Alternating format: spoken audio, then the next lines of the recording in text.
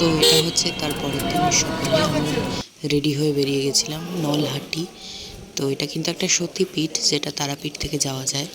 এখানে মায়ের গলার নলি পড়েছিল, তো আমরা পুজো দেবো বলে একদম সকাল সকাল পরের দিন সকালেই, মানে মায়ের মন্দিরে যেদিন পুজো দিয়েছিলাম তারা মায়ের মন্দিরে, তারপরের দিন সকালেই আমরা সবাই মিলে চলে গেছিলাম নলহাটি। তো দেখো মন্দিরটা কি সুন্দর। আমি 2019-এ এখানে এসেছিলাম লাস্ট টাইম পুজো দিতে, আবার এই এলাম। অনেক ডেভেলপমেন্ট হয়েছে, অনেক সুন্দর হয়েছে।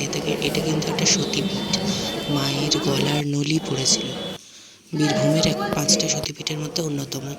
দেখো গণদাদার মন্দির, আর এই হচ্ছে মা নলাটেশ্বরী কালীর মন্দির।